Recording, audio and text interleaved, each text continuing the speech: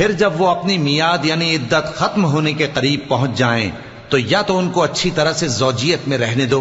یا اچھی طرح سے علیحدہ کر دو، اور اپنے میں سے 2 منصف مردوں کو گواہ کر لو، اور اے گواہو اللہ کے لیے درست گواہی دینا۔ ان باتوں سے اس شخص کو نصیحت کی جاتی ہے جو اللہ پر اور روز آخرت پر ایمان رکھتا ہے، اور جو کوئی اللہ سے ڈرے گا